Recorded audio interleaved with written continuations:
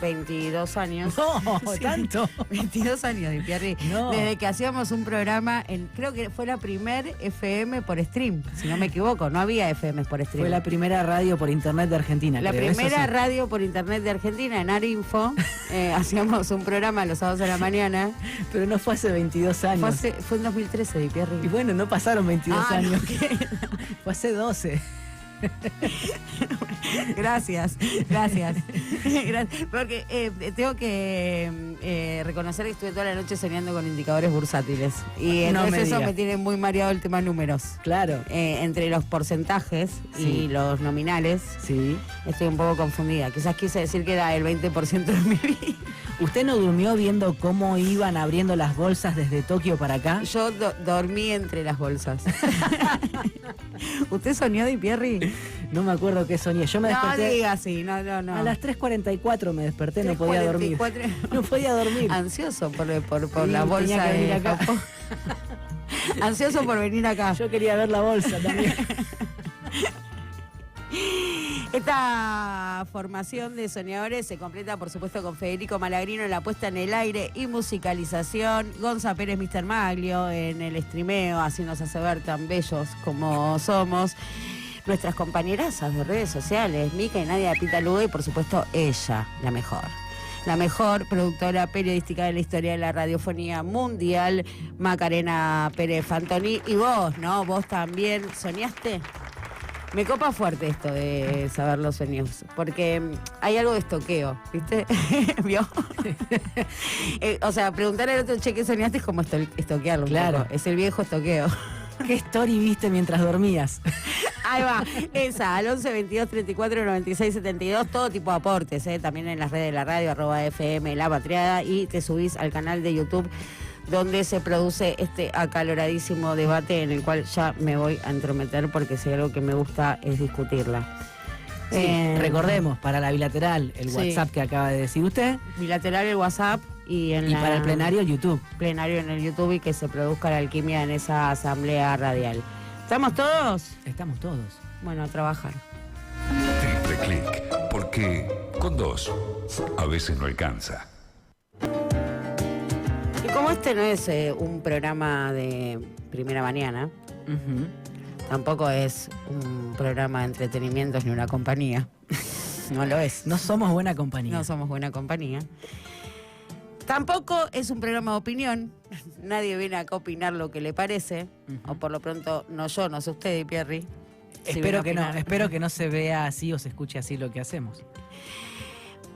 Vamos a pescar en una exhaustiva curaduría de la agenda mediática, que propone un amplio abanico para su recorrido, aquellos temas, no solo que por supuesto venimos trabajando arduamente, 24/7, Ujú. de lunes a lunes, sino que dejan abierto el debate, ¿no? Que permite ver cuáles son las fuerzas en pugna. Nunca son dos, siempre son mucho más que dos los que caminan codo a codo. Y las heridas, ¿no? ¿Por dónde sangra? Porque para cicatrizar primero hay que desinfectar, de alguna manera. Desinfectamos. Sí, a mí me genera mucha inquietud otro aspecto de lo que acaba de denunciar usted, que hay heridas que nunca cierran. Por Yo soy supuesto. más dramático que usted, lo Por reconozco. supuesto. Y no se trata de salar, pero sí de alguna manera observarla, Ujú. ver cómo viene la evolución, cuánto de que necesita, tratar la herida. Vamos a tratar esas heridas. Sí, el tema que se impone a esta hora de la mañana tiene que ver, por supuesto, con esto que es lunes negro en los mercados. Creo que hoy debe ser el título más repetido ahora, encabezando los portales informativos, a partir del brutal derrumbe de la bolsa de Japón. Ayer abrió un poco antes de la medianoche, cuando tocó el 9% de caída, cerró la bolsa, cesó las operaciones, y lo propio está sucediendo con el resto, ¿no? La ¿Quién pregunta dispone acá- el cierre de una bolsa? Bueno, se toma la decisión, está establecido, hay un marco normativo que habla de que cuando un precio de alguno de los instrumentos financieros que se está cotizando supera cierto nivel de caída o de suba, ambos, Ok. ante la posibilidad de una maniobra sospechosa, se hace un llamado a rueda. Si no me equivoco, se llama así, Ok. llamado a rueda, donde cesan las operaciones y se analiza, se pide una especie de VAR. Bien. Entonces, bueno, pido VAR, el partido se detiene. Uno también está estipulado la cantidad de veces que se puede pedir el VAR en las ruedas.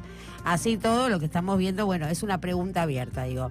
En los anuncios de Donald Trump, ¿modifican sustancialmente el ordenamiento económico de Occidente tal cual lo conocíamos hasta ahora? Es una ruptura final del acuerdo de Bretton Woods, que por supuesto la reconfiguración del ordenamiento mundial venía acelerándose a ritmo sostenido, pero si no es la estocada final, ¿no? Si no es el Scania que entró, que puso quinta a fondo y entró de frente al shopping y ahora están todos mirándose, todavía no se pueden medir las consecuencias de esto, ¿no? Es una pregunta.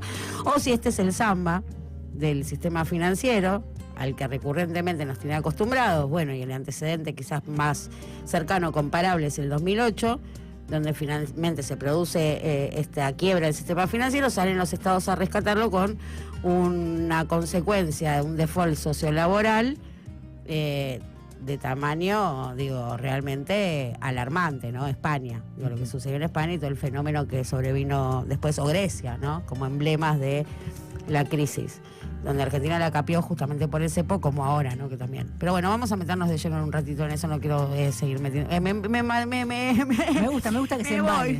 Sí, eso, embalada. Está bien si embaladísima. Hoy estoy embaladísima. Está bien si yo sintetizo su idea respecto de la pregunta acerca de si prevalece el Scania chocando de frente o el casino tiene tantas sucursales que no hay Scania que lo voltee. Exactamente, si el samba no se mueve así, si el juego del samba no es provocarte la sensación de voy a descarrilar y en definitiva pretender que el samba no genere esa sensación, ¿no? Es como... Me encanta que haya usado el verbo en infinitivo descarrilar porque lo necesitaba. Yo quería comentarle a usted y compartir con los oyentes lo que pasa después de la derrota del oficialismo la semana pasada. ¿Por qué? Muy interesante de ver cuando saltamos al tablero político. Porque ya está queriendo tomarse revancha el gobierno nacional de la derrota del jueves pasado. Si usted va a la etimología de la palabra usted derrota... Usted lo avisó, usted anticipó, ¿eh? Digo, mire que este va a ser de vuelta. Era fácil, yo igual le avisé que no quería firmar ningún acta de defunción por anticipado. O sea, yo fui cauto igual. A ellos se les ocurrió ficha limpia porque se las tiró de Di Pierri. ¿Sabes? Lo sabemos todo. Di Pierri dijo acá, che, si se les ocurre ficha limpia pueden correr al kirchnerismo y 48 horas después, ¿qué pasó? Era una jugada obvia. Lo que le propongo es que revisemos la etimología de la palabra derrota. Usted usó la palabra descarrilar. Derrota viene de sacar de ruta, ¿no? Interesante. O sea, derrota. Quitar del camino a algo que molesta.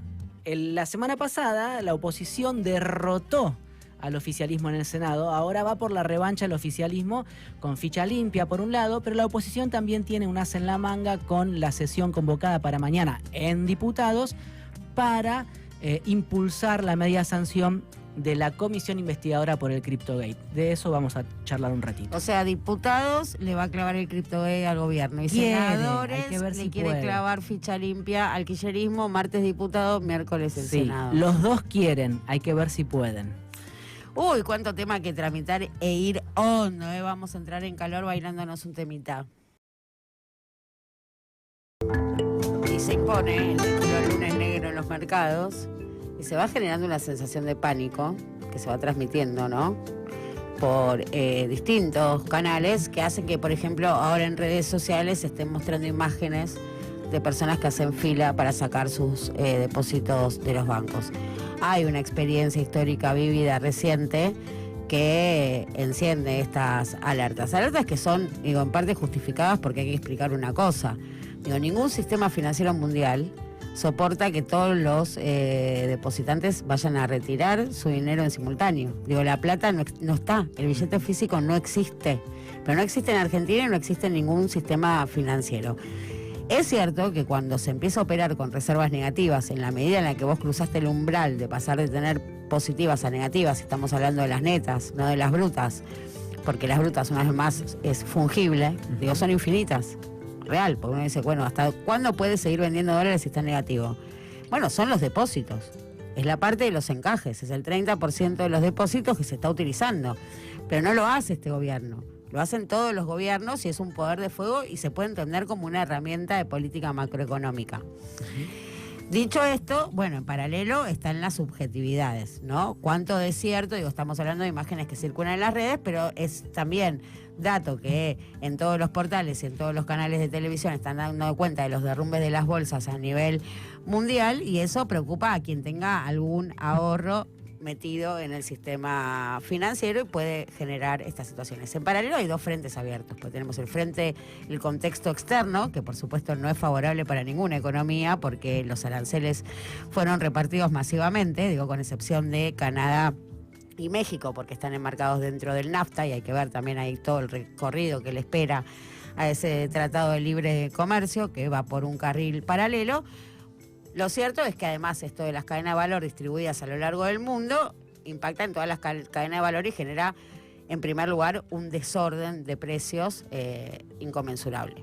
Porque, como decimos, se va fabricando por piezas, entonces hay que volver a establecer cómo son las estructuras de costos de estas cadenas globales.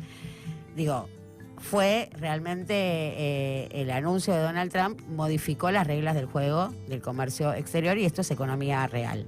Esto es lo que se ve reflejado en las bolsas, con lo cual ahí muestra, ¿no?, la conexión o esa relación intrínseca entre economía real y sistema financiero, porque también esto que nos hacen creer que el sistema financiero está escindido de la economía real, también genera confusión a la hora de estar leyendo estas situaciones, porque vemos cómo se contagia inmediatamente. Y de hecho, para quienes creemos que lo que genera riqueza y valor es el trabajo, evidentemente lo que hace el sistema financiero es chupar el valor de la economía real para empezar a valorizarlo financieramente con esto de la plata multiplicada plata.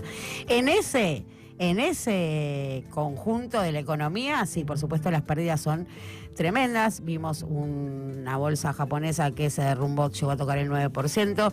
Hoy la bolsa, los futuros en Wall Street también se derrumban. Podemos dar los porcentajes, van entre el 4 y el 7%, todas las bolsas que están abiertas en este momento. Hay una excepción que es interesante, que seguramente podamos conversar con un especialista para que nos explique, que es el S&P, que se está vinculado al Standard & Poor's, pero es un colateral, porque es el S&P VIX, así se llama, un segmento del mercado bursátil norteamericano, que está mostrando alzas del 7%. Solo, digo, ves todos los paneles en rojo, sí. Es un colateral de la bolsa de Wall Street. Okay. Digo.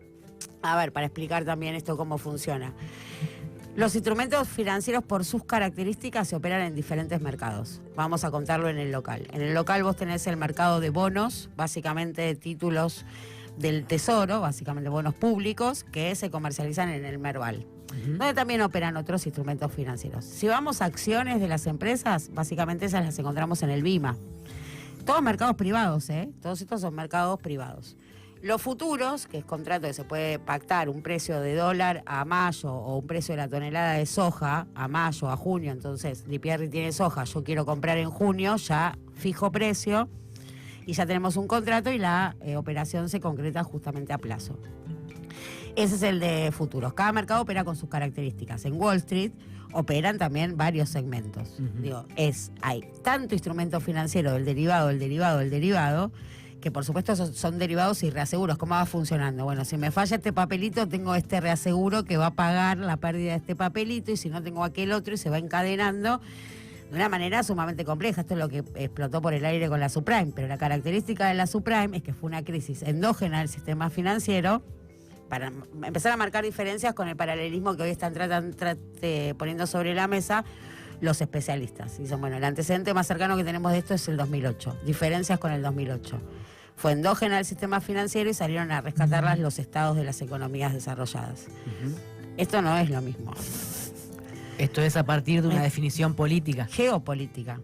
Esto es una definición geopolítica. Esto viene motorizado y nadie discute esto por el posicionamiento, la reconfiguración del dominio sobre el comercio exterior entre China y Estados Unidos. Ahí se da esa discusión, China-Estados Unidos. Pero esa discusión entre China y Estados Unidos, digo, la decisión de Estados Unidos de encarar o acelerar esta confrontación o esta guerra comercial impactó en todos los países del mundo. Entonces este es el frente externo con el que tiene que tramitar el gobierno, una situación en la que ya venía sumamente empantanado por lo que ya sabemos, ¿no? El acuerdo con el FMI que se anunció en enero y que siendo hoy ya 7 de abril Bueno, empieza a Está en empeñarse veremos. y modifica el escenario global y modifica también y por supuesto toca y tiene su impacto en la negociación que Argentina tiene con el Fondo Monetario Internacional.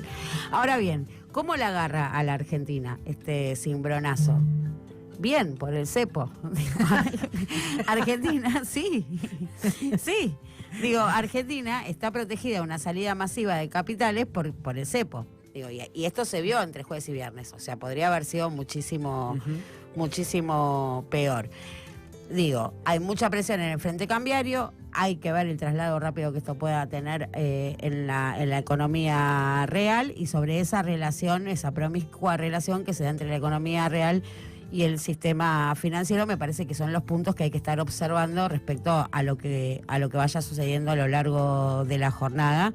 Y en todo caso, bueno, hay un escenario propicio a que haya algún tipo de declaración del gobierno nacional, pero nada de lo que uno pueda pensar de manera bajo una lógica política o de funcionamiento de cómo deben funcionar los estados se cumple con este gobierno tampoco. Y usted que viene siguiendo el tema de la negociación con el FMI,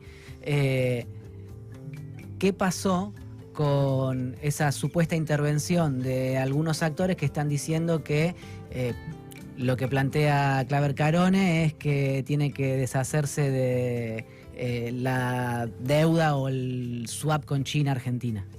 Bueno, ahí marca claramente cómo se modificó, ¿no?, el escenario para la Argentina a partir de las declaraciones de Donald Trump. Primer lugar esto, ¿no? El enviado para América Latina, que es Maurice Claver Carone, con un viejo conocido para la Argentina, lo estuvimos conversando con Goldman el viernes acá. El planteo es muy claro en tanto y en cuanto condiciona el préstamo del FMI a que Argentina pague un swap imposible de pagar porque son 17.000 millones de dólares. Lo que sí preocupa es el próximo vencimiento, que es de 6.000, o sea, cuando se lo renovaron a Milei el año pasado, se lo renovaron por 12 meses, fue en junio, y lo que tiene que pagar es la parte que ejecutó Sergio Massa, los 6.000 millones de dólares del total del swap, que son 17.000. Imposible de pagar, digo, no hay cuenta que te cierre para pagar eso. Pero lo interesante, más que el pronunciamiento de Maurice Claver Carone, es pensar cuánta incidencia tiene Estados Unidos, este gobierno de Estados Unidos, y qué interlocución tiene con el Fondo Monetario Internacional, porque a partir del anuncio de Donald Trump hubo una respuesta de Cristalina Georgieva y fue una confrontación a cielo abierto, donde apuntó contra Donald Trump y dijo, hermano, esto implica un enorme riesgo global. No le dijo hermano, pero sí riesgo global. Digo, esto implica una exacerbación del riesgo. O sea, el FMI, rechazó las medidas de Donald Trump abiertamente, y si hay una confrontación entre el FMI y el gobierno norteamericano, bueno, ahí estamos, justamente, ahí hay una muestra de la ruptura del orden de Bretton Woods, claramente. Porque el FMI se creó con eso. La dominancia de Estados Unidos en el Fondo Monetario Internacional no estaba discutida hasta el día de hoy, y hoy está discutido esto. Estados Unidos todavía no nombró director de Estados Unidos en el fondo, o sea, no está ocupando su silla, que es la que ejecuta el 16% que le da poder de veto. Con lo cual, ¿cuál es el interlocutor entre Estados Unidos, entre el gobierno de Estados Unidos y el FMI?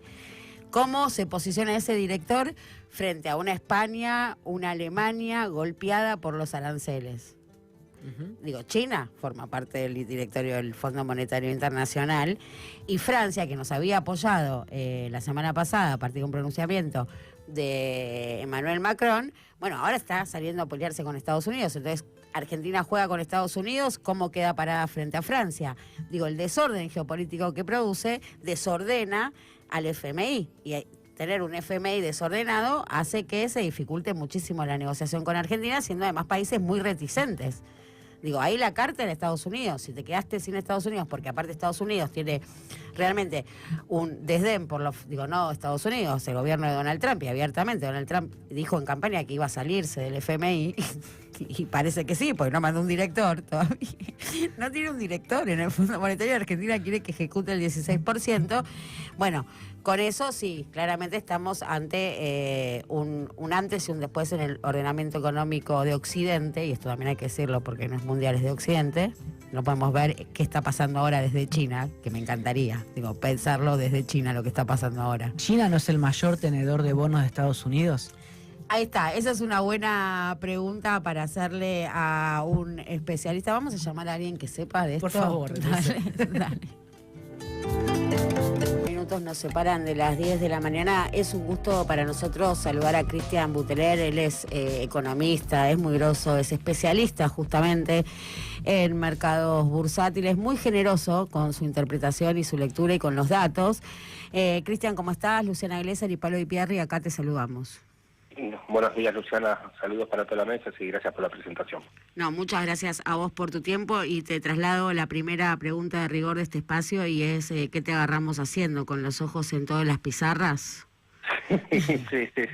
Sí, obviamente, siguiendo cómo está Europa en este momento, con un día feo, y viendo qué es lo que está pasando en los futuros, que los futuros americanos de la bolsa no están tan mal como habían arrancado ayer de noche. Ayer de noche estaban 4% abajo y hoy lo tenés en este momento un poco más de 2% abajo. Igual va a ser un día difícil. Recuperaron un poco. Bueno, entonces eso me lleva a la segunda pregunta y tiene que ver con que si esto, bueno, son los movimientos habituales que puede tener un samba, y el samba justamente la virtud que tiene es darte la sensación de que va a descarrilar, pero nunca descarrila, o si es una ruptura del ordenamiento de la arquitectura financiera tal cual la conocíamos hasta ahora, ¿no? A partir de los anuncios de Trump. La verdad que todavía no sabemos, o sea, porque Trump es una persona bastante impredecible. Lo que está haciendo va a traer, ya está trayendo daño no solamente a Estados Unidos, sino también al resto del mundo, y dependerá hasta dónde quiere seguir, ¿no? Y también un poco de cuáles son las respuestas del resto de los países. Si todo se centra en Estados Unidos exclusivamente, el riesgo, el mayor daño lo va a tener obviamente Estados Unidos, y el resto de la comunidad tendrá también un daño, pero un poco más acotado, de que si esto se convierte en una guerra comercial total, donde después terminás afectando a todos los países. Entonces, si los países terminan cerrándose, haciéndose más proteccionista, no contra Estados Unidos, sino contra todos, ¿no?, por lo que empieza a desatar esta política comercial de Estados Unidos, y el daño puede ser mucho mayor. O sea, hoy estamos en las puertas de una posible guerra comercial, sí, que se puede trasladar también a las monedas, donde, como en toda guerra, las consecuencias son totalmente impredecibles. Lo que vos sabés que en una guerra es que no hay ganadores. A lo sumo algunos pierden menos que otros, pero ganar no gana nadie. Cristian, Pablo Di Pierri te saluda, buen día. ¿Cómo estás? Buen día. Bien, la pregunta a propósito del término guerra sería si, considerando que Estados Unidos siempre prevaleció hegemónicamente a nivel planetario desde la Primera Guerra y sobre todo después del crack del 29 para acá, porque las guerras no se daban en su propio territorio, hay que pensar que probablemente se reconfigure todo porque esta sí está aconteciendo en el seno de Estados Unidos. O sea, Estados Unidos puede perder esta vez porque las repercusiones de las decisiones geopolíticas impactan directamente allí. Sí, yo creo que va a ser uno de los principales perdedores de esto.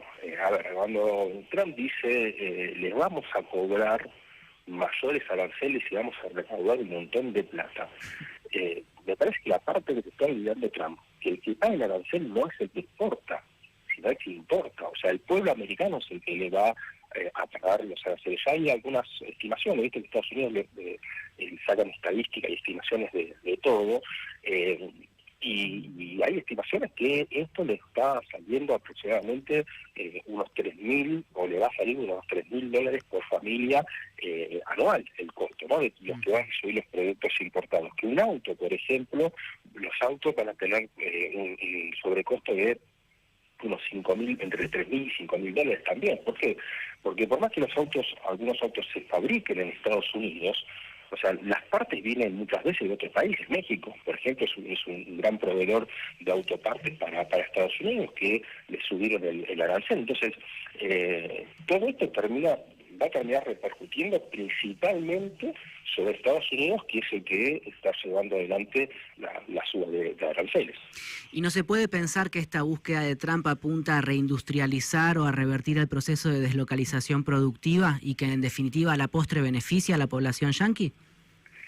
Mira, la verdad que si esa fuese el objetivo final, lo estás haciendo de una de las peores maneras. O la realidad es que vos, una empresa, digamos, no se arma y se desarma en 5 minutos. O sea, cuando vos tenés capital enterrado, no es lo mismo que un bono, una acción que yo en este momento decido, compro, vendo, y la decisión y llevarlo a la práctica son segundos. O sea, mover toda una cadena de producción, ¿sí? Lleva mucho tiempo. No solamente mover la cadena de producción, sino después todos los componentes que la componen, digamos, no es fácil. O sea, todos los barcos que iban a China o que salían de China con el producto terminado, que vayan a Estados Unidos y salgan a Estados Unidos. O sea, realmente el movimiento es muy fuerte y digamos, no es esta la forma en la cual lo van a lograr, porque antes de lograr eso, antes de que se pueda materializar y tener los beneficios de que vos puedas atraer nuevamente las industrias a tu país, vas a provocar un daño tan grande en tu propia economía que no vas a ver, o sea, se va a abortar solo antes de que esto se pueda dar, porque los problemas van a ser iniciales, van a ser muy superiores al beneficio final que vos podrías llegar a obtener. Cristian, volvamos acá, al aquí y ahora. Nosotros, quienes no operamos con instrumentos financieros, y sin embargo vemos, ¿no?, todos estos títulos que se imponen hasta ahora, lunes negro, hay circulando en redes sociales fotos de personas que están yendo a sacar sus depósitos. ¿Qué tenés para decirnos? ¿Qué se espera esta jornada y cómo impacta esto en una dinámica económica local que ya venía, ¿no?, bastante exigida? A ver, si hay gente que está yendo a buscar sus depósitos a esta hora, o sea, hay fotos de gente que está yendo a buscar sus depósitos, son mentiras porque está cerrado los bancos. O sea, no, colas, filas. Ahora te la mando para que no me estigmatices como agorera. Te las mando. No estoy alentando a nadie a sacar pedidos. Pero, no, o sea, deben ser fotos viejas porque en este momento, digamos, están cerrados los bancos y la verdad que a ver, Argentina, honestamente, es una economía débil, es una economía que está en crisis, y obviamente cualquier viento de frente que reciba en este momento lo empeora. O sea, a ver, imagínate que en este momento, con todo lo que está pasando en Estados Unidos, su parte económica, su equipo económico y demás, y no le va a estar dando mucha bolilla a ver si apura el FMI a que salga el crédito con Argentina o no. O sea, la realidad es que hoy... Pero eso no es menor para la Argentina, ¿no? Porque por eso te digo, o sea, hoy en día todo lo que está pasando te perjudica. Argentina, a ver, si se está fortaleciendo el dólar, vos estás atado al dólar, ¿no?, como moneda, que encima tenés un tipo de cambio fijo, que lo pusieron artificialmente, con una tasa de actualización que se creó el IMPEC también artificial, y vos te mantenés así, mientras que el dólar se fortalece, o sea, el resto de las monedas se devalúa a nivel mundial, bueno, tus productos terminan quedando más caros para poder competir contra, por ejemplo, los productos de Brasil, ¿no? Entonces, realmente esto nos va a pegar también, mejor dicho, nos está pegando, y no es una buena noticia para nada, absolutamente para nada. Y eso ya es economía real, digo, si te pegan las exportaciones, ya estamos hablando de economía real. Sí, porque te va a pegar las exportaciones y las importaciones, y si te pegan las importaciones significa que muchas empresas van a optar por importar productos y no fabricarlos acá, porque les sale más barato. Entonces, eso ya te termina pegando en la economía real, en el nivel de empleo, en el nivel de actividad, todo. Pero la clave está en esto, ¿no?, en que este cimbronazo geopolítico demora la negociación con el Fondo Monetario Internacional que el gobierno necesita con alguna urgencia. Mira, no sé si demorarlo, pero seguramente no va a estar dentro de las prioridades de Estados Unidos hoy. Hoy estás dentro, o sea, nunca estás demasiado en las prioridades, pero hoy, digamos, su foco de preocupación obviamente está en otro lado, ¿sí? Es más, no solamente Estados Unidos, del resto de los países, porque no solamente vota Estados Unidos, capaz Estados Unidos es uno de los países que podría votar a favor y presionar sobre los otros países para que el acuerdo salga en mejores condiciones, que haya un deseoso mayor en el primer momento. Bueno, obviamente hoy en día nadie está pensando eso, ¿no? O sea, los problemas de Europa, de Estados Unidos y demás, es cómo sigue esto, cómo les afecta a ellos y su economía real, o sea, porque esto no es nada más que bajan las bolsas, sino cómo los afecta en su economía real, cómo los afecta en el empleo. Entonces, hoy creo que todos van a tener las miradas y la cabeza pensando en ese tipo de problema y no, digamos, en el acuerdo que Argentina puede llegar a tener con el fondo. Ese es uno, digamos, de los aspectos en los que cuales hoy en día te puede estar perjudicando lo que estamos viendo. Y en el mercado local, ¿no ven esto? Digo, entendiendo que las reservas son la capacidad de repago, de cobrarse, y viendo que no hay mecanismos que vayan a fortalecer la reserva en las próximas horas ni en los próximos días. ¿No se pone nervioso y quiere salir? ¿Y empieza a presionar también, sabiendo esto? Mira, ya estamos bajo presión, ¿sí? En los últimos 20 días, Argentina pasó de ser, el Banco Central pasó de ser comprador neto de dólares a vendedor neto de dólares. En los últimos 20 días vos tuviste 19 en los cuales tuvo que vender dólares y uno solo en el cual pudo comprar. O sea, ya estás dentro de ese problema, digamos, y incluso sin esto. Y como te decía, esto no te ayuda para calmar absolutamente nada, al contrario, ¿no? Porque como estamos hablando, te puede demorar más la resolución del fondo y demás, y Argentina sigue con la incertidumbre, que es lo que hoy la está complicando, porque hoy el problema de Argentina es que el acuerdo con el fondo es muy probable que implique un cambio en la política cambiaria, ¿sí? Sí. Y eso es una lo devaluación, digamos todo, una devaluación.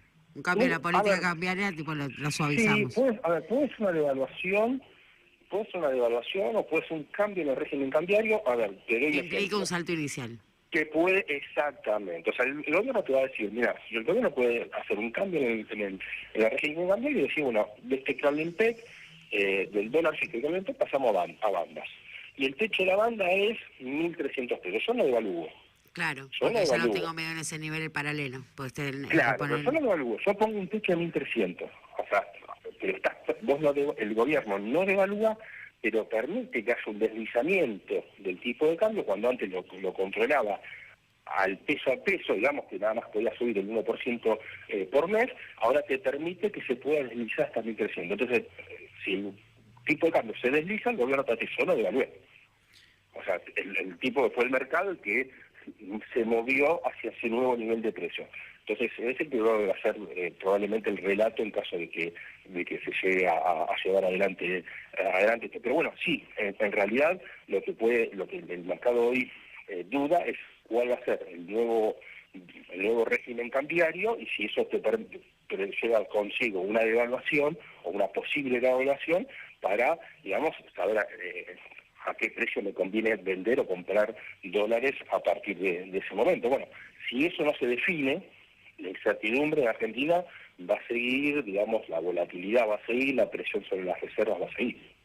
Seguiría metiéndome y discutiendo el tema del tipo de cambio de equilibrio, ¿no? Porque se desliza a 1.300 y cuánto tiempo se sostiene también, por eso digo, es una muy complejo, sí. La única forma que vos puedas saber el tipo de cambio de equilibrio es que el mercado sea libre. Mientras que vos no tengas el mercado libre, el tipo de cambio nunca va a ser, o sea, el tipo de cambio puede llegar a ser de equilibrio como un reloj roto.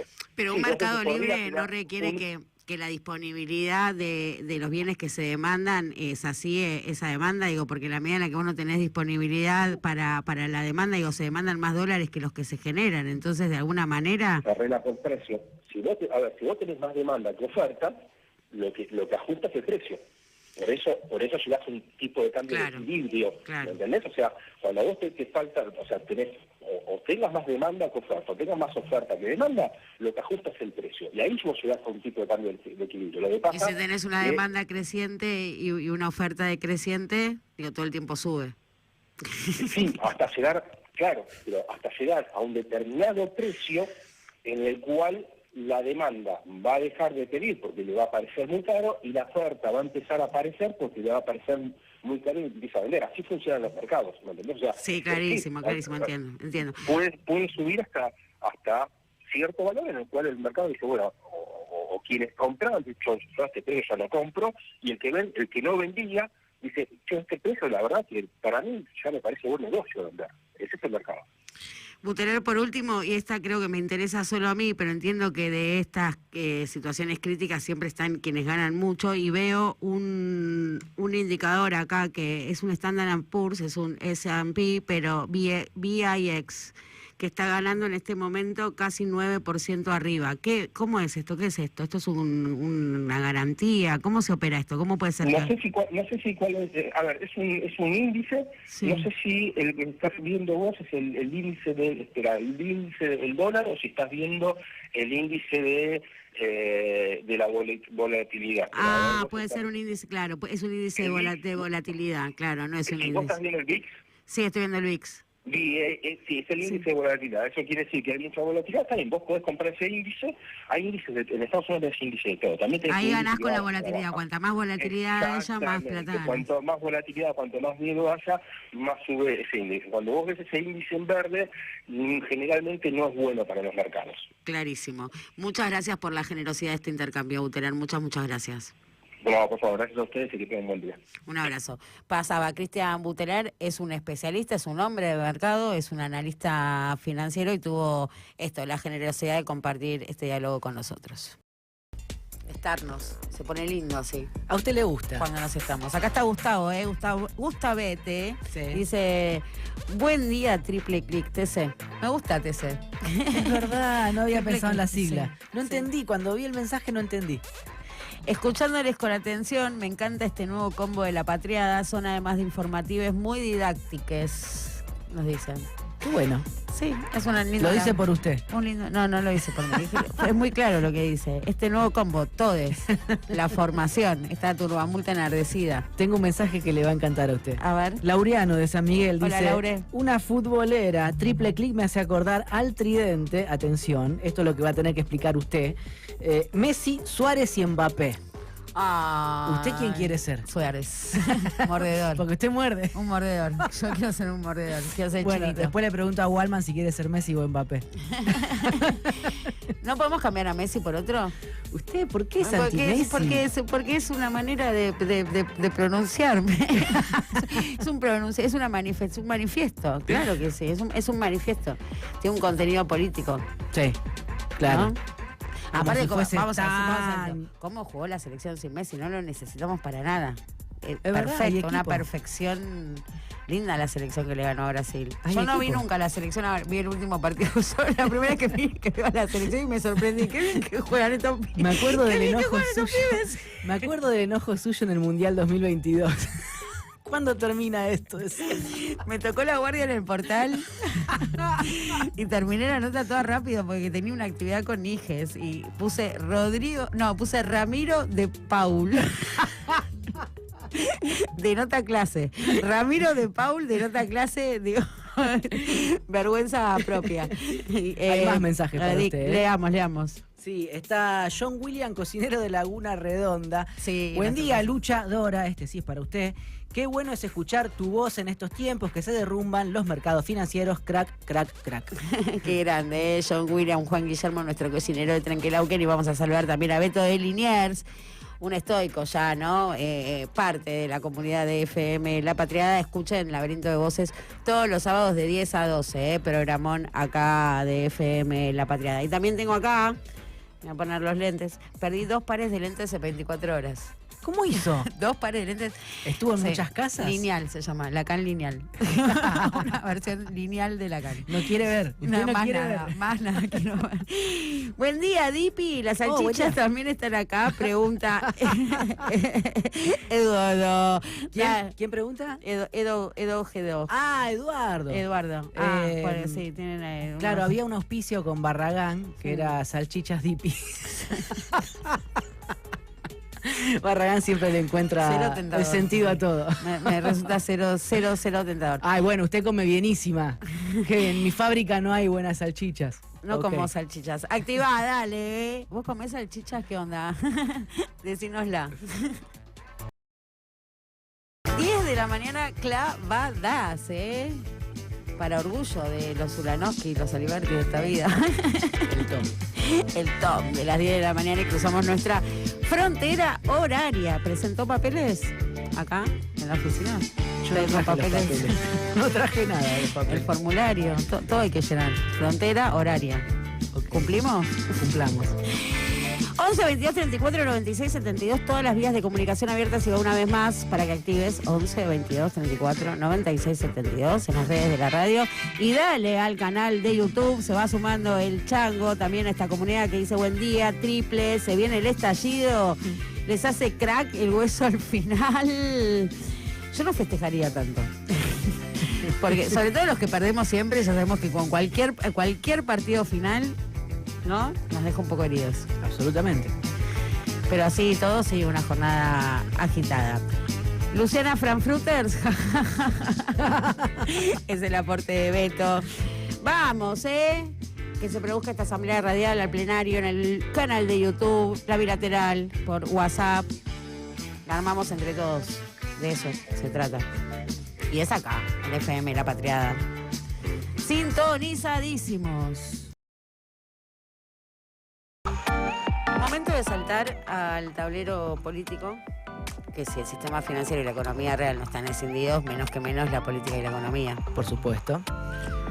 Quería preguntarle a Butelani y me olvidé si la derrota en el Senado tenía también su impacto en el mercado, porque como las victorias se celebran y el mercado festeja después de una victoria, cuando le aprueban la ley de bases, cuando no logran vetar o festeja, si en este caso también devuelven. No, eso quedó abierto. Pero ha pasado que cuando hay cierto tropezón parlamentario, se traduce de alguna manera o a las presiones cambiarias o a movimientos entre el empresariado, ¿no? Desde este humilde metro cuadrado, soy de las que cree que el mercado no reacciona, sino que el mercado anticipa. Entonces, más que un vuelto al día siguiente, hay una previsión ya armada.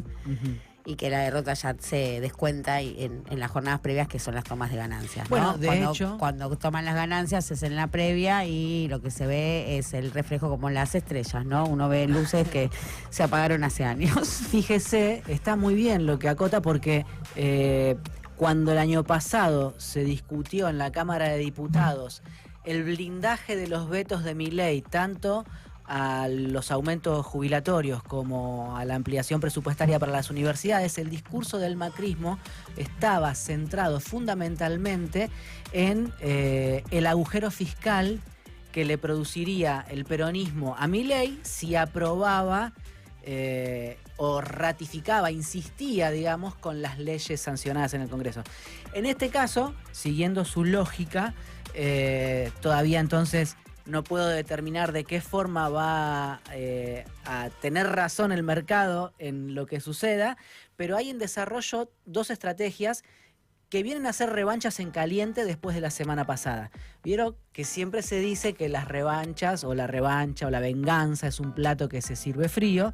Bueno, en este caso, Santiago Caputo, que estaba más caliente que una pipa la semana pasada, enseguida arremetió con ficha limpia, convocando, pidiendo que se convoque a sesión en el Senado para este miércoles. Pero no llega un cuadro tarde, ¿no debería haber puesto sobre la mesa para la negociación Lijo Mansilla? Es que efectivamente lo hizo Atauche en la reunión de labor parlamentaria el jueves pasado. Esa reunión de labor parlamentaria tendría que haber sido filmada porque fue una pieza histórica. No me decido si fue un sketch o un capítulo de Game of Thrones. Las dos cosas funcionarían. Pero Atauche les tira por la cabeza a los peronistas con que él quería tratar ficha limpia en la sesión en que iban a discutir los pliegos de los jueces para pudrírsela toda. Y mire usted lo paradójico que no solamente le saltan a la yugular los peronistas, y Anabel Fernández Agasti, la principal, le dice: ok, poné ficha limpia, dale, pero vos no vas a poder ser candidato en tu provincia, aludiendo a las denuncias que Atauche tiene en Jujuy, sino que Alfredo De Angeli, Francisco Paultroni y Mariana Yuri, que es radical, se pliegan al peronismo y le dicen a Atauche ficha limpia a las pelotas, porque lo que temían esos legisladores que responden al radicalismo, al PRO y a un libertarianismo díscolo, es que se cayera la sesión donde ellos querían rechazar los jueces. Claro. Entonces, en esa jugada, participaron del esquema del peronismo. Entonces tienen razón los Milei, que hay un acuerdo entre Macri y Cristina. No digo que hayan hablado, no digo que lo hayan coordinado, pero Mauricio Macri quiso infligirle un daño al gobierno después de las incursiones. Y no le importó para eso quedar asociado, trabajar en tándem con el kirchnerismo. En este caso no, del mismo modo que tampoco le importó el año pasado cuando Macri mandó a su tropa a votar contra el DNU para ampliar los fondos de la CIDE. ¿Se acuerda usted? Que el año pasado estaba todo dado para que el macrismo en la Cámara de Diputados bancara el decreto de Milei a favor de la CIDE, a favor de darle más guita a la CIDE, y arma un Zoom Macri con los gobernadores y con los legisladores de el PRO, y le dice, che, hay que voltear este decreto. Y Santilli diciendo en los pasillos, pero yo ya salí por radio diciendo que vamos a bancar. Estas cosas graciosas suceden. Bueno, ¿qué pasa con la venganza de Caputo? Tiene que reunir 37 legisladores sobre 72 para abrir el recinto, para tener sesión este miércoles a las 12. ¿Qué conspira contra los planes de Caputo? Porque en realidad el peronismo tiene 34 senadores, es decir, está cerca de bloquearle una iniciativa, está cerca de los 37 el peronismo.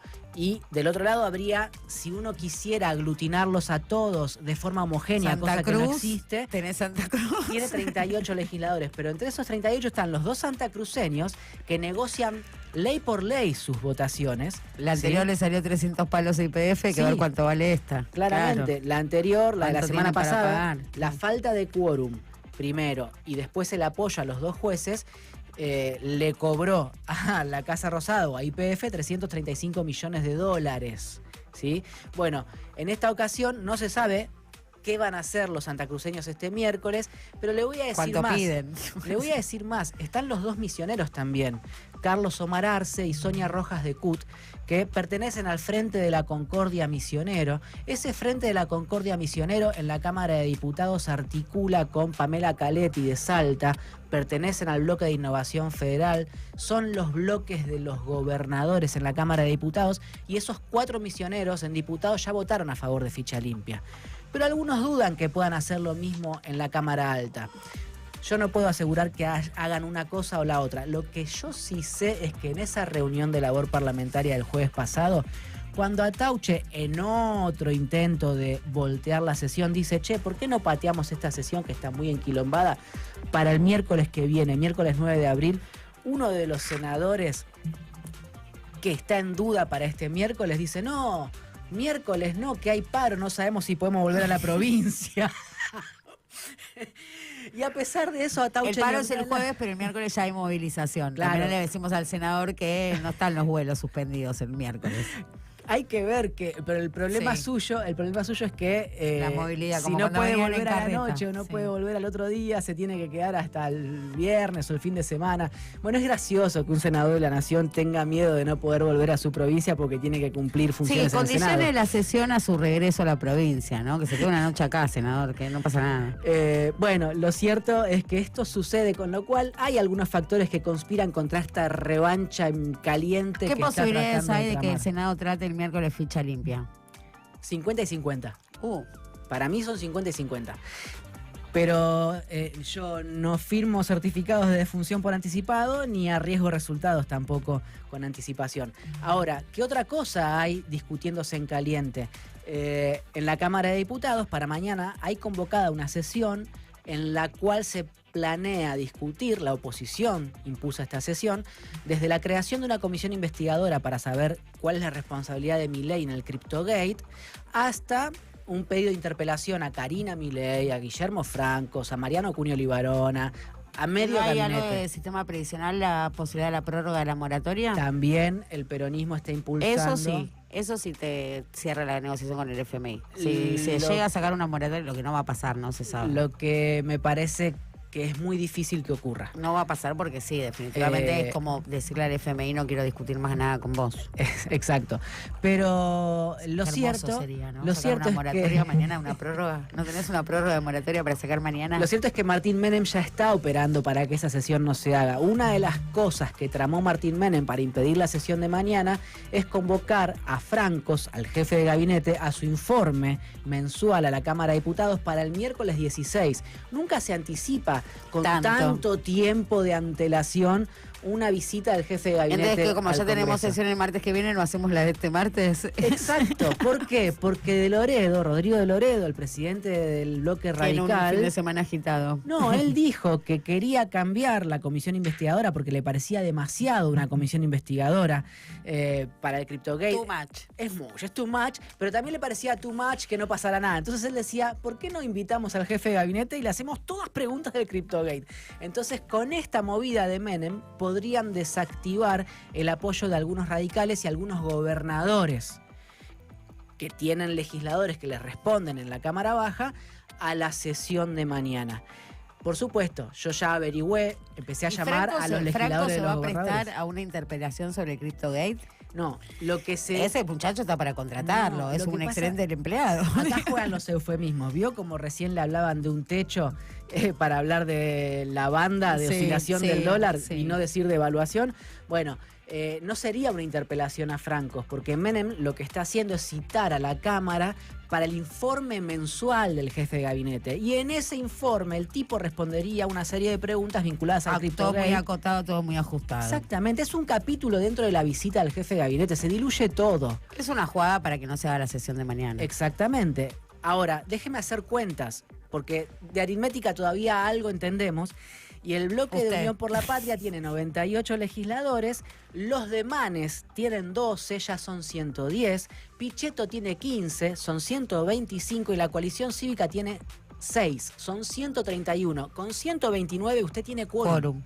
¿Qué pasa?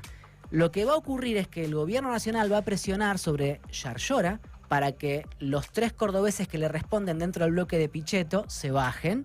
Va a presionar también sobre catamarqueños, santiagueños del bloque de Unión por la Patria, pese a que me dicen Repetir en la Unión por estrategia que Patria, viene llevando adelante en el Congreso, pese ¿no? a que me dicen en Unión por la Patria que por ahora están los 98 ordenaditos. Pero la estrategia está en curso, Eso como usted lo dice. dijeron todas las veces anteriores también. Que tenían que No, eso no es cierto. Había veces en que ya con días de anticipación sabíamos que catamarqueños, santiagueños, tucumanos o lo que fuere estaban de salida. Con lo cual hay que ver si efectivamente las revanchas previstas para esta semana se concretan o por haber sido pergeniadas al calor de la bronca terminan patinando. Ay, está difícil, ¿eh? 10:20 de la mañana y no renunció García Mansilla. Todavía no, pero ¿Va a renunciar? algunos dicen que tiene las horas contadas. Imagínese la presión de que tanto los jueces de la Corte actual como ex jueces de la Corte y otros actores del Poder Judicial le estén pidiendo la renuncia a García Mansilla, al tiempo que la Casa Rosada le dice no renuncie. La Casa Rosada, claro, mensaje, ¿no? Pidiendo per saltum incluso. Claro, porque Ramos Padilla, que es el titular del juzgado federal número 1 de la provincia de Buenos Aires, emitió una cautelar el jueves pasado, no bien terminó la sesión en la cual aplastaron a Mansilla por 51 votos en contra. Para cortarle el ejercicio de las funciones. Exactamente. Usted no opine más. Absténgase de opinar o de intervenir en causas que Había lleguen a la firmado Corte. 50 sentencias, En total, fallos. 214 llegó a firmar. 214. Sí, 214. a esa hora se decía que había 50, pero llegó a firmar 214. Ese es un dato que aparece en la nota de Irina Hauser esta mañana en página 12. Y sucede que lo que dejó trascender García Mansilla es que iba a emitir una carta hacia sus pares de la Corte para ver qué opinaban ellos. Al toque le contestó Lorenzetti diciendo, Que te yo no vayas, hubiera, que te hubiera vayas". asumido. Yo no hubiera asumido, le dice Lorenzetti, a pesar de que le tomó juramento. Lorenzetti, Rosati y Rosenkrantz se apuraron y le tomaron juramento. Ahora lo ven flojo de papeles, ¿sí? El plan de ellos es exquisito porque se quedan ellos 3 manejando la Corte Suprema. Es decir, no hay más intrusos. Ok, dice Lorenzetti, no me dejan meter al hijo. Yo no quiero que llegue Mansilla o que se afinque Mansilla. Ahora, para mí hay una pregunta mucho más interesante que hacerse respecto de la integración de la Corte Suprema o la deriva que pueda tener lo que suceda. Y es, ¿quién es el jefe de la Corte? Uno supone, yo ya lo conté varias veces en Todos en Cuero, Uno supone que es el presidente. por la Constitución el presidente es el jefe de las Fuerzas Armadas y es el que prevalece entre los 3 poderes del Estado por el voto popular. Pero después el poder económico gravita de formas muchas veces insondables para el común de las personas. Y mucho tiempo se dijo, yo también participé de esa lectura de la cosa, que la Corte Suprema respondía a Mauricio Macri, ¿no? De hecho, Rosati y Rosenkrantz son dos jueces que nombró durante su gobierno Mauricio Macri. Primero por decreto, no pudieron asumir, tuvieron que ir a rogarle a Pichetto que les aprobara el pliego el Senado, y así fue. O sea que recién asumieron 8 meses después, con el voto de los senadores, esos jueces propuestos por Macri. Y quedó ¿Rogar o Donizetti. ceder algún acuerdo con el pichetismo, con la fuerza? O digo, porque también digo, rogar pareciese que Pichetto se los concedió de buena onda, de adulto responsable, como se lo pone. Pichetto, Siempre la figura del adulto responsable. está bien la pregunta, pero Pichetto es un agente del poder. Pichetto es un agente más del Estado. Es un mueble más en el Estado argentino. Es un cuadro del Estado argentino. Para que las cosas funcionen. Exactamente. El poder Y económico lo se reproduzca. mismo le da hacer que funcione un Estado bajo un gobierno macrista que un Estado bajo un gobierno kirchnerista o un gobierno mileísta. A eso se dedica Pichetto. De esa manera funciona Pichetto. Pichetto es un dispositivo, no es un senador o un diputado, es un dispositivo de poder. Y así funcionó también con la aprobación de los pliegos de Rosati y Rosenkrantz. Entonces, uno podía inferir, porque aparte gobernó Macri y persiguió a medio mundo kirchnerista, que esa corte respaldaba ese esquema de poder. Respondía Macri. Ahora, desde que Macri no está en el poder y desde que Macri cayó en desgracia y está viendo cómo preserva al PRO frente a las incursiones de la Libertad Avanza en Capital Federal, hay que empezar a hacer otra lectura, hay que hacer una actualización doctrinaria de qué corte es esta corte.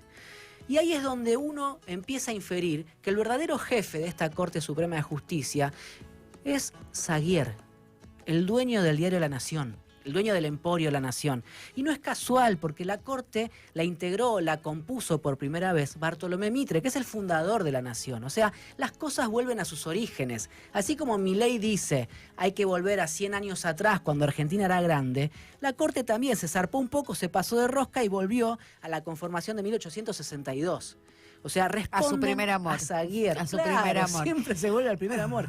Entonces, eso es lo que García está Mansilla, sucediendo. no.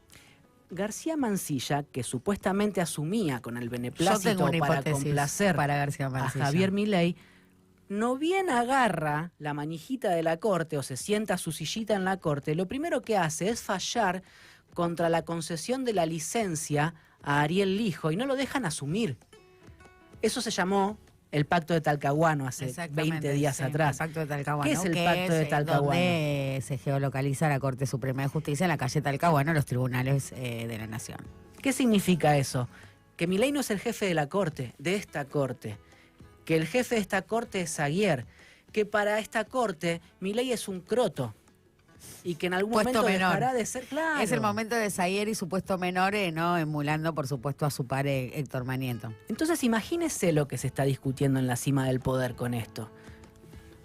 Para Cristina, por supuesto que es una gran noticia haber rechazado los pliegos, no solo porque constituye para sí y para su fuerza política una manifestación de poder, una muestra de poder y hasta con cierto orgullo la chance de golpearse el pecho y decir yo manejo el Senado, no lo maneja Milei, sino que además es un desprestigio, un daño enorme a la Corte Suprema porque en tanto siga Mansilla integrando ese grupito de jueces, esa Corte va a ser arreciada por una lluvia de cautelares cada vez que García Mansilla quiera opinar sobre un asunto. Más allá de la jefatura lineal, a quien responda García Mansilla, el interés del gobierno de que integre la Corte Suprema de Justicia está muy vinculada, o eso es la información que tenemos para compartir, con el régimen de incentivo a las grandes inversiones, que es la única política de Estado que desplegó el gobierno nacional. Con las críticas que uno pueda tener, es una política de Estado, un régimen de exención impositiva, en el marco del cual se presentaron una docena de proyectos, de los cuales solo fueron aprobados hasta el momento 2 de esa docena de proyectos, porque a las claras puede contener, la aprobación de estos proyectos, vamos a decirlo, inconstitucionalidades, que es una manera, un eufemismo para decir que hay negociados, ¿no? Que estén los negociados. Entonces, como suponían que muchos de estos proyectos, en la medida en la que fuesen aprobados y fuesen evolucionando, se iban a comer reveses judiciales, garantizar en la Corte Suprema de Justicia una figurita que no haga de los proyectos RIGI, ¿no?, delitos penales, o sea, que evite que los proyectos RIGI se conviertan en delitos penales, que muchos de ellos parece que son, porque en definitiva el RIGI ya tiene casi 6 meses de aprobación. No, más. Más. Se aprobó el 12 de junio en el Senado esto. Bueno, claro, 8 meses, 9 meses. Estamos Ya casi está, muy cerquita para del parir. año. Sí, sí, sí. Y lo cierto es que viene sumamente demorado, con mucho letargo. Ahí se aprobó uno muy chiquitito de YPF Luz, que ya YPF Luz lo tenía en carpeta previo a que se diseñe el RIGI. Era de 180 millones de dólares y los tiraron a 210 para poder entrar. Para poder entrar. Ese se aprobó rápidamente, era un proyecto sumamente viable, muy chico para el desarrollo de parques fotovoltaicos. Y el que Vaca Muerta Sur, que es el caño dedicado a la exportación, un caño solo para exportar, que construyen un clúster de petroleras. Ese es por 1.800 millones de dólares, es una obra medular para Vaca Muerta, sobre todo esto para el sueño húmedo de seguir sacando petróleo y venderlo al exterior, que más allá de que tiene la aprobación en el RIGI, hoy se pone en jaque por el derrumbe del precio del barril. Y la relación con el dólar y el costo efectivo de construcción que vaya a tener ese caño, con lo cual, tipo, el cimbronazo Trump también te toca la hora del Vaca Muerta Sur. García Mansilla, ¿no fue abogado de las petroleras? Exactamente, fue el titular de la Cámara Petrolera, fue el titular, el representante, así como lo que es Funes de Rioja a la industria. Digo, es lo mismo, digo, para entender, es como si vos tuvieses una situación de promoción o de que tu eslabón o tu sociedad para el gobierno en la que te basás del núcleo de poder económico es la industria, y lo pones a Funes de Rioja en la Corte Suprema de Justicia. O sea, acá tenés una alianza con el Club Petrolero y pones al tipo que los representaba en la Corte Suprema de Justicia. Es tan burdo como eso. ¿Cuál es la seguridad jurídica de un país que tiene una corte con jueces volteados en el Senado? Yo soy petrolera y soy dueña de una empresa productora de petróleo, y a mí la seguridad jurídica me la da mi tipo, en la Corte Suprema de Justicia. ¿De qué me ya preguntas? No lo va a tener, o está cuestionado, es un quilombo.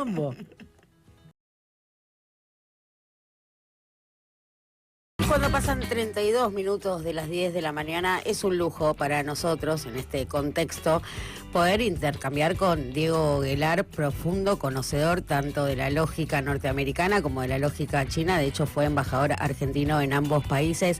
Buen día, Guelar. Acá Luciana Glesser, Pablo Di Pierri, te saludamos. Muchas gracias por atendernos. ¿Qué tal? ¿Cómo le va? Buen día. Buen día. Bueno, a ver, la primera pregunta de rigor de este espacio es ¿qué te enganchamos? ¿Qué estabas haciendo a esta hora de la mañana? No, en este momento estaba justo preparando unas cosas que estoy escribiendo por lo que está pasando. ¿Y qué estás viendo? Bueno, mira, lo previsible después de esos anuncios del 2 de abril, donde apareció como Moisés con las tablas de la ley, ¿no? Te recordarán el episodio en el Jardín de las Rosas de la Casa Blanca, Donald Trump, con esas tablas donde colocaba todos los gravámenes que le iba a imponer a todo el mundo, ¿no? Muy cuestionada, por cierto, ¿no? También esa tabla. Sí, bueno, realmente increíble. Es un hecho absolutamente imposible de prever después de 80 años del liderazgo americano, en términos de un proceso, yo diría, muy exitoso, de una baja de aranceles desde el año 45, en 1945, cuando termina la Segunda Guerra Mundial. El mundo estaba muy fragmentado, regían los más absolutos proteccionismos, los aranceles eran entre 100 y 200%, y llegamos a hoy, al 2 de abril, cuando se había llegado en la media de aranceles a la importación tanto de Estados Unidos como de China y de la Unión Europea, que son las tres grandes referencias, por supuesto, al 3%.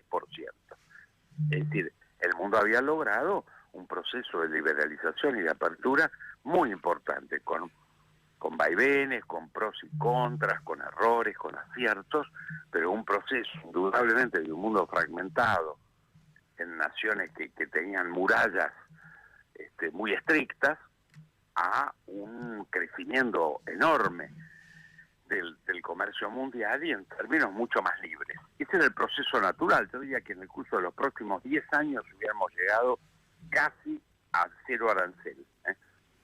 De 10 a 15 años más nos hubiéramos encontrado con ese proceso. Con el libre cambio absoluto, de no haber mediado este episodio. Claro, con un sistema, por supuesto, que es una mezcla de grandes ruedas de negociación internacional como las hubo, lo que se llamó la rueda GATT, la rueda Uruguay en su momento, distintos procedimientos, hoy la Organización Mundial de Comercio, una trama muy compleja de medidas que se fueron construyendo en 80 años.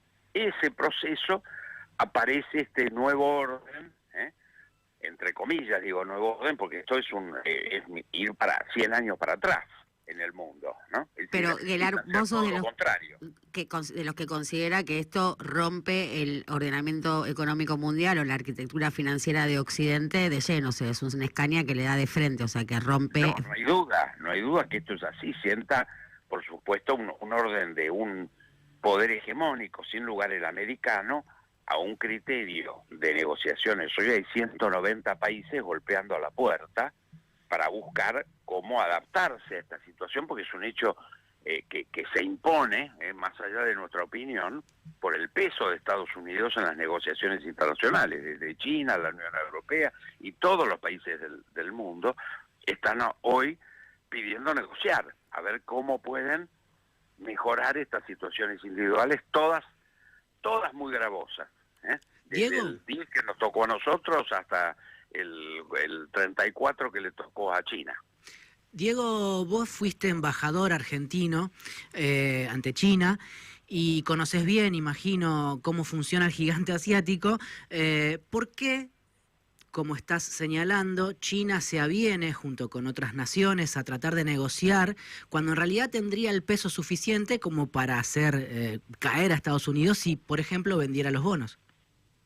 Sí, pero hay un criterio práctico en China, que es el gran, así como en la gran dicotomía en Occidente es dictadura o democracia, cuestión que peleamos todos los días en las naciones democráticas, en pedacitos, ¿no? Eso no constitucional, nombrar un juez por decreto, para ponerlo en términos argentinos de los últimos días. Sí. Es siempre dictadura o democracia. En términos orientales, en particular en China, es orden o caos. Okay. Y lo bueno es el orden, lo malo es el caos. Y esto es el caos.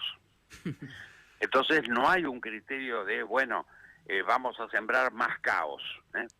Todo lo contrario. Entonces, en ese criterio que el orden tiene tanto valor, hay que adaptarse a momentáneamente este desorden creado por Trump, que yo estoy convencido que esto no lo puede poner en caja ni China, ni la Unión Europea, ni el sudeste asiático, ni Latinoamérica. El único que puede poner en caja esto es el sistema de lo que se llama check and balance, el sistema de equilibrios institucionales propio de Estados Unidos. Ay, te estamos perdiendo ahí, Diego, a ver. Hola. Ahí sí, Hola. recuperamos, ahí te escuchamos bien, sí. O sea, que va a ser el sistema de equilibrios interno en Estados Unidos que le va a poner equilibrio en todo esto. Por ejemplo, en este fin de semana, por primera vez, no sé si en la historia o en cuántos años, ha habido 1.200 movilizaciones en Estados Unidos cuestionando la política de aranceles y el maltrato a los inmigrantes. Es un dato extraordinario que ha pasado este fin de semana. Esto pintaría un cuadro donde Donald Trump debería aceptar retrotraer medidas. ¿Cuántas posibilidades ves que esto suceda en las bilaterales, conceder estas bilaterales, que creo que tiene más de 50 pedidos de bilaterales? Yo creo que va a armar un lío. Esto es el caos, sin lugar a duda. Por ejemplo, en esas tablas que ustedes vieron el 2 de abril, no estaba ni México ni Canadá. Claro. Recordarán Están en que el un mes NAFTA. atrás empezó con México y con Canadá todo esto. Pero ¿qué pasa? Como él mismo transformó ahora en un periodo de 70 días de negociaciones, entonces no están vigentes los aranceles del 25% que le había puesto a Canadá y a México. Por eso no estaban en las tablas. ¿Esto qué significa? Yo creo que esto es un criterio de caos que desgraciadamente hasta que se equilibre va a producir más caos, porque en todo esto los mercados, además de regirse por las transacciones, hay un actor muy importante que son los especuladores, que tienen un rol legal. Uno opera en los mercados, no tiene que poner un crédito de que vende sandías, melones o soja. Entonces, el operador puramente especulativo es un actor importantísimo, porque cuando aparecen guerras, grandes secas naturales o grandes lluvias o conflictos, etcétera, juega con esos temas para producir alzas o bajas y ganar fortunas. Es el que más gana, porque el especulador finalmente no invierte en la producción, ni en empleados, ni en sueldos, o sea, tiene un margen extraordinario y juega con todo eso. Bueno, este mundo es el mundo del especulador. Va a haber varios miles de especuladores en el mundo que van a hacer fortunas de este caos. Estamos entrando en ese periodo. No sé cómo se va a ordenar, cuánto tiempo va a llevar, pero sin lugar a duda, lo que no es esto es una nueva era revolucionaria. Esta no es una revolución, es una involución. Es un desorden que existió 100 años atrás y que nos llevó a grandes crisis en el siglo XX, que estaba bajo control y, bueno, parió mi abuela. Nos encontramos sí, con esa sensación, claro. Estamos conversando con Diego Guelar, fue embajador argentino ante China, entre los múltiples cargos que le ha tocado ejercer. Y Estados Unidos, Sí. y embajador en Estados Unidos. A propósito de esta situación que se abre, a propósito de este parto de la abuela, Diego, ¿qué es lo que tiene que aplicar o implementar el gobierno argentino para defenderse frente a esta coyuntura? Bueno, el propio presidente lo dijo, que va a ser el esfuerzo de adaptarse, es cierto, es lo que está haciendo, lo que estamos viendo, que está haciendo Chile, la Unión Europea, Japón, todos buscan, ninguno dice, bueno, vamos a declarar una guerra, cerremos la frontera, están buscando cómo adaptarse a un hecho impuesto, pero que es una realidad. Argentina lo está haciendo, empezó, creo que el propio canciller se reunió con el secretario de Comercio ya el jueves de la semana Marco Rubio. de la semana pasada, y con Marco Rubio en abriendo un capítulo de negociación respecto de todo esto. Pero después de eso, perdón que te interrumpa, Aguilar, pero después de eso vino el minué en Mar-a-Lago, que debilitó mucho, entiendo, la figura del canciller. No, yo te diría que el tema de Mar-a-Lago forma parte del conventillo local, en el sentido de que era ridículo ese viaje, hasta con foto, con o sin foto. Si yo hubiera sido canciller, le hubiera dicho al presidente que no tiene sentido. Él ya tiene una colección de fotos con el presidente Trump, nadie duda de la relación personal amistosa que tiene, eso no hay ninguna duda, y por lo tanto ir a un lugar donde ocasionalmente iba a ir, porque no había una reunión programada, nada, para sacarse una foto y hacer semejante viaje, el ministro de Economía, su hermana, absolutamente ridículo, pero forma parte de nuestro conventillo propio, no ha salido en ningún lugar del mundo. No, entiendo que no tenga repercusiones internacionales más allá de lo que se dice, que se incomodó algún pariente cercano a Trump por un enojo. Disculpame, repercusión internacional ninguna. Tiene que ver con un dato local nuestro, obviamente es un papelón, pero que no tiene daño porque no existió. Al día de hoy yo estoy seguro que el propio presidente de los Estados Unidos no sabe qué ocurrió. Sí, entiendo. No, entiendo, me queda claro, pero así todo sea en el conventillo local, no golpea, digo, al canciller y en todo caso a la política exterior, donde ahora, bueno, tiene que saldar este inconveniente, tiene esta discusión interna por el conventillo local. Bueno, pero ese es un hecho cortesano, Si, ¿qué es lo que hizo o no hizo el canciller? ¿Quién propuso esta reunión? Todo eso es un hecho que se maneja en la corte interna, pero la verdad no tiene costo ninguno, no existió el episodio, ¿no? Esto no quita que estos conventillos que se producen en cada país, este es nuestro, no afecta a cada país en particular, pero no tiene ningún tipo de sentido en términos de política exterior, de costo para la Argentina, eso no existe. Y en términos de la negociación con el Fondo Monetario Internacional... No, en lo más mínimo. En el Fondo Monetario nadie supo que existió esa cena. No por que Mar-a-Lago, no velar por premio Mar-a-Lago. a Natalia de Negri, nadie sabe No, quién no, es no, ya sé. Natalia de Negri. No me refería a lo de Mar-a-Lago, sino que me refería a, bueno, la respuesta de Cristalina Georgieva pública a Donald Trump, advirtiendo sobre el enorme riesgo global, una suerte de confrontación, ¿no?, entre una institución representativa de Bretton Woods, Trump que rompe con Bretton Woods, digo, todavía no nombró director en el Fondo Monetario, digo, ¿cómo nos juega a nosotros en la negociación? Ese es otro tema, estoy de acuerdo con vos. Sin lugar a duda, toda esta tormenta va a tener consecuencias en el Fondo Monetario en todas partes. Esto es un tsunami, ¿no? Entonces, sin lugar a duda, no hay institución, relación, país que quede fuera de este impacto. El cómo no sé, cómo lo va a impactar no lo sé. Creo que nuestra relación con el fondo está bien, que pudimos superar.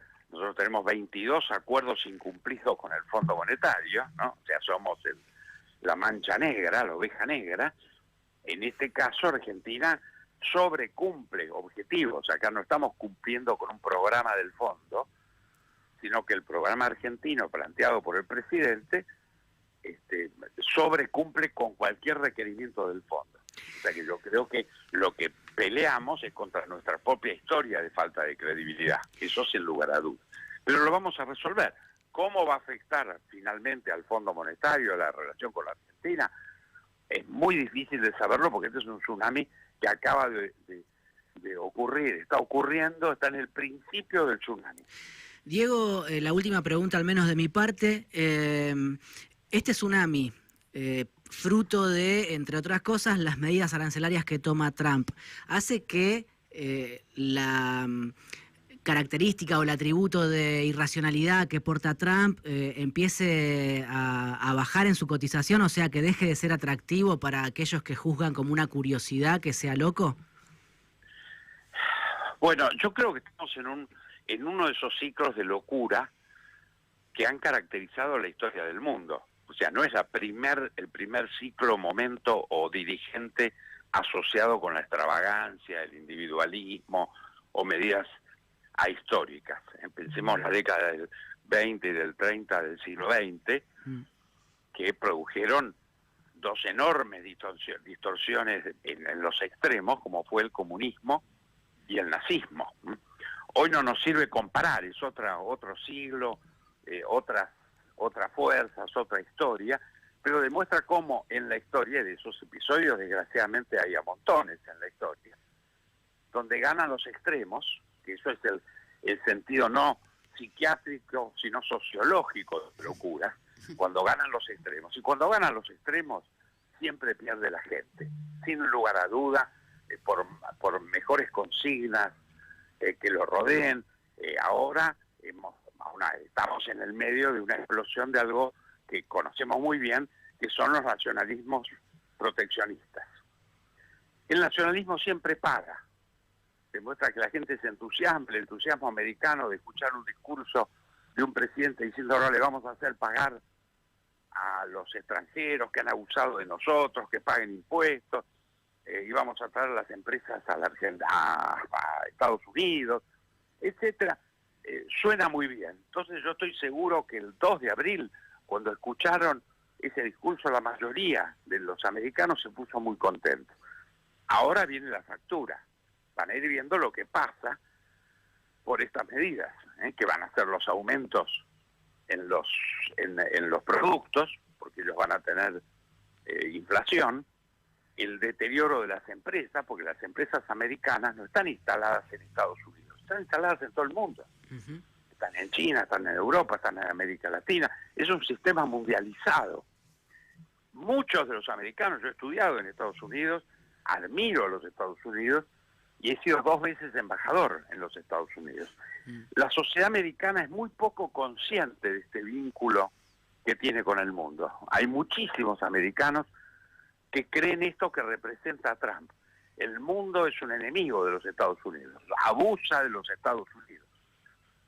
Ellos se ocupan y los cuidan, y ponen la defensa, etcétera, mientras inclusive los europeos, la acusación más clara del abuso ha sido con los europeos, su aliado histórico.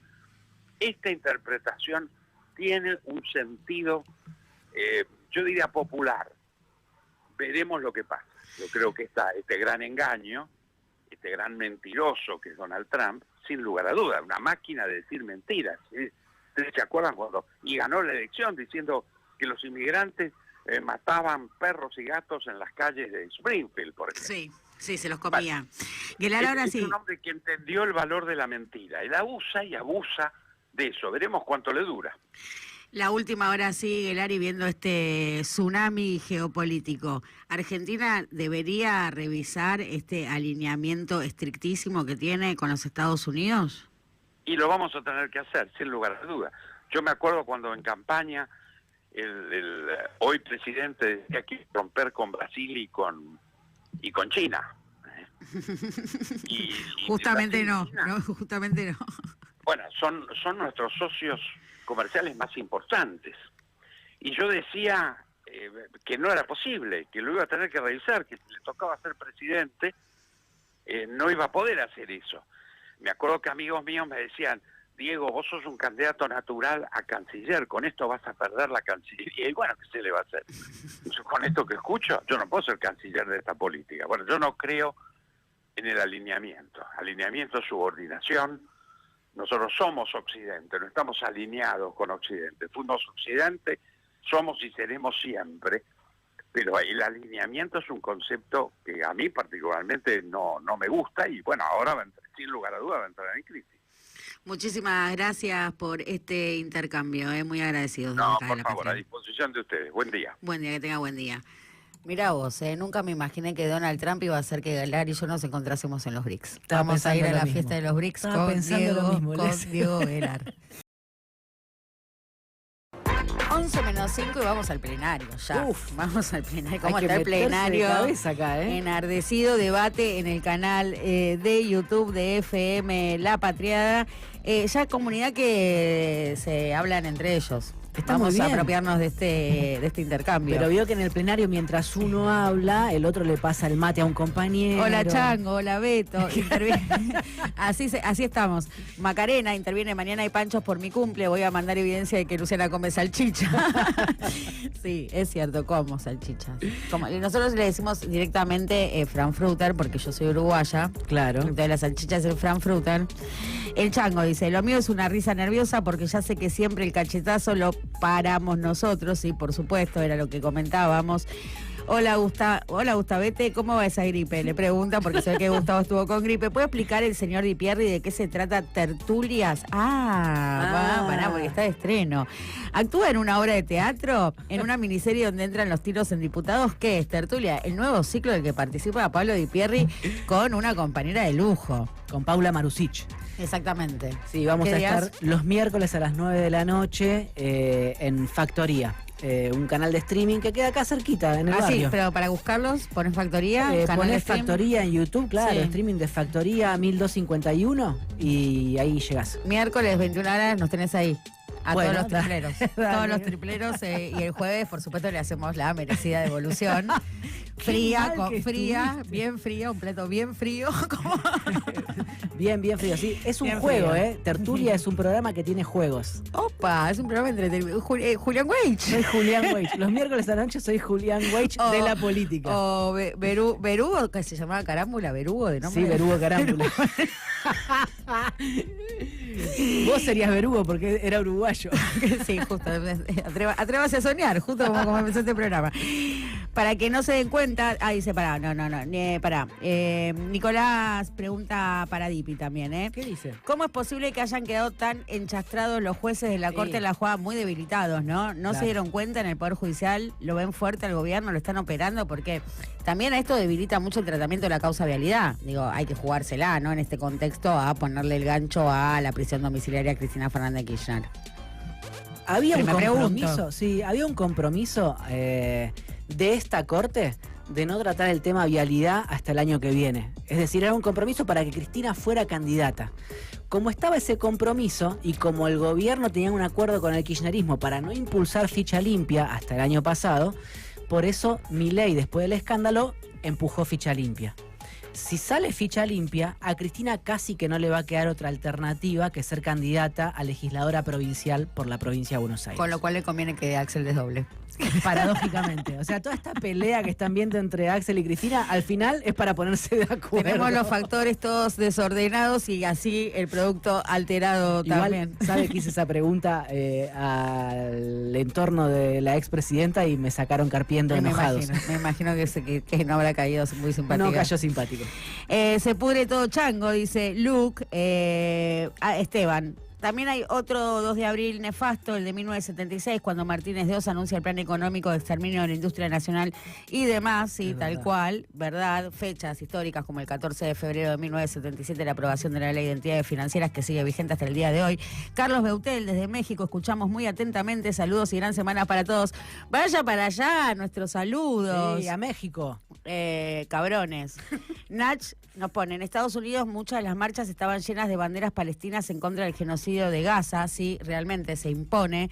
A veces acá encendemos alarmas y nos preocupa cuando aparecen, ¿no?, las banderas para Palestina libre, y efectivamente en Estados Unidos están flameando en todas las manifestaciones. Ley Mococ dice, cuando dicen que el mundo financiero es una involución es porque no entienden el beneficio de los mercados, no la ven. Quería marcar esto porque lo decía Aguilar respecto a las ganancias, y marcábamos con Buteler al principio de la entrevista, la primera entrevista que tuvimos, quiénes eran los ganadores. Y te quiero decir que este indicador de riesgo al que están apostando, por supuesto es un instrumento financiero, que es el Standard & Poor's BIX, está ganando 10% en este momento, 10% en dólares en cuestión de horas. La están imagínate ganar 10% en dólares. Sí, cuando arrancamos iba ganando 7 u 8%. Sí, está subiendo fuerte, y estos sí son los apostadores puramente especulativos. Luke le contesta a Ley Mococ, tirás una frase hueca. Nach agrega, lo normal es el capitalismo, el comunismo es parecer un extremo. Bueno, era lo que planteaba así. Bueno, Diego Aguilar, que por supuesto se encuentra en el estante opuesto de nuestra biblioteca, también lo decimos, y por eso se pone también interesante los intercambios, ¿no? Obviamente. Gustavete agrega, mejorando, Beto querido, durísima me tocó, neumonía, uy, qué bueno, pronta recuperación para Gustavete. Beto Liniers dice que bueno, cuídate el pechito. El DIPI entra, la timba financiera encubierta, está full. El DIPI está full, es una preocupación. Los 200 metros. Me perdieron. Cuando salimos de la radio, esos 200 metros es todo timba lo que discutimos. Es todo recomendación. Nos quedamos acá en la esquina en la casa de Quiñela. No nos vamos a ir hasta no atender los pedidos de bilaterales porque no somos Donald Trump. ¿Y tenemos alguna en algún lado? Sí, por acá. Sí, teníamos aquí en Triple Click. Susana dice, buen día a todos y a todos. Recordé una frase, los mercados no se suicidan. ¿Vale para este momento?